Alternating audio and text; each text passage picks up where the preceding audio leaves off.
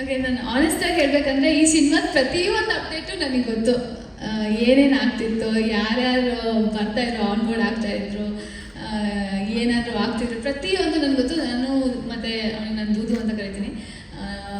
ನಾನು ತುಂಬ ಒಳ್ಳೆಯ ಫ್ರೆಂಡ್ ಅವನು, ಆ್ಯಂಡ್ ಎಲ್ಲ ನನ್ನ ಹತ್ರ ಶೇರ್ ಮಾಡ್ಕೋತಾನೆ. ಸೊ ಸಿನಿಮಾದ ಬಗ್ಗೆ ಏನೇ ಅಪ್ಡೇಟ್ ಇದ್ದರೂ ನನಗೆ ಗೊತ್ತಾಗ್ತಿತ್ತು. ನನಗೆ ಅವ್ನು ಪ್ರತಿಯೊಂದು ಹ್ಯಾಪಿನೆಸ್ಸು ನಾನು ನೋಡಿದ್ದೀನಿ. ಸೇ ಫಾರ್ ಎಕ್ಸಾಂಪಲ್, ಇವಾಗ ಚರಣ್ ಸರ್ ಆನ್ ಬೋರ್ಡ್ ಆದರು ಅಂದ ತಕ್ಷಣ ಅವ್ನಿಗೆ ಅದು ಎಷ್ಟು ಖುಷಿ ಆಗ್ಬಿಟ್ಟಿತ್ತು ಅಂದರೆ ಆ ಎಲ್ಲ ಹ್ಯಾಪಿನೆಸ್ಸು ನಾನು ನೋಡಿದ್ದೀನಿ. ಸೊ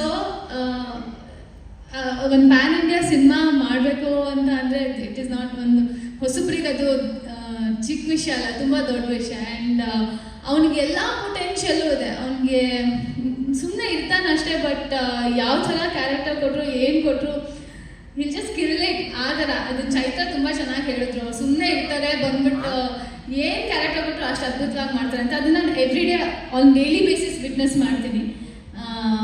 ನಾನು ಅವನಿಗೆ ಮನಸ್ಸಿಂದ ತುಂಬ ಒಳ್ಳೇದಾಗಲಿ. ಇನ್ಫ್ಯಾಕ್ಟ್ ಎಂಟೈರ್ ಟೀಮ್ ಗೊತ್ತು, ನಿಶಾಂತ್ ಸರ್ ತುಂಬ ಮುಂಚೆಯಿಂದ ಗೊತ್ತು, ಚೈತ್ರ ಗೊತ್ತು, ಅಫ್ಕೋರ್ಸ್ ದುದು ಗೊತ್ತು, ಆ್ಯಂಡ್ ಸೋನು ಗೊತ್ತು. ಸೊ ಎಲ್ಲರಿಗೂ ಒಳ್ಳೇದಾಗಲಿ. ತುಂಬ ಒಳ್ಳೊಳ್ಳೆ ಟೆಕ್ನಿಷಿಯನ್ಸ್ ಇದ್ದಾರೆ. ಆ್ಯಂಡ್ ಸಿನಿಮಾ ಕಥೆನೂ ಲೈಟಾಗಿ ಗೊತ್ತು ನನಗೆ.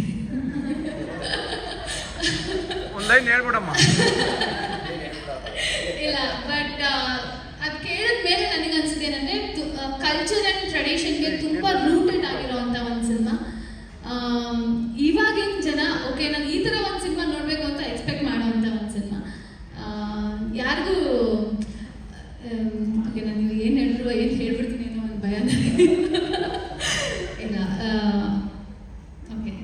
ಸೊ ಎಲ್ಲರಿಗೂ ಒಳ್ಳೇದಾಗಲಿ, ಆಲ್ ದಿ ಬೆಸ್ಟ್. ತುಂಬ ಒಳ್ಳೆ ಸಿನಿಮಾ ಅಂತೂ ಬರ್ತಾ ಇದೆ ಅಂತ ನನಗೆ ಗೊತ್ತು. ಸಾಂಗ್ಸ್ ಅಂತ ಹಿಡಿದು ನಾನು ಆಲ್ರೆಡಿ ನೋಡ್ಬಿಟ್ಟಿದ್ದೀನಿ. ಇದು ತುಂಬ ಚೆನ್ನಾಗಿದೆ. And all the best Nishant ಸರ್ಗೆ, ಇಡೀ ಎಂಟೈರ್ ಟೀಮ್ಗೆ.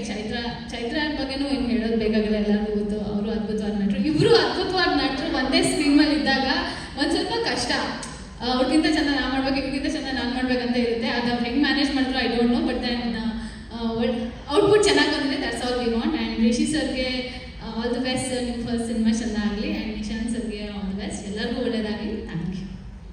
ಥ್ಯಾಂಕ್ ಯು ದಿವ್ಯಾ ಅವರೇ. ಅರವಿಂದ್ ಅವರೇ, ನಿಮಗೆ ಒಂದು ವೇದಿಕೆ ಮೇಲೆ ಕರೆದಿದ್ದಕ್ಕೂ ಒಂದು ಪ್ರಶ್ನೆ ಕೇಳೋದಕ್ಕೂ ಒಂದು ಕಾರಣ ಇದೆ.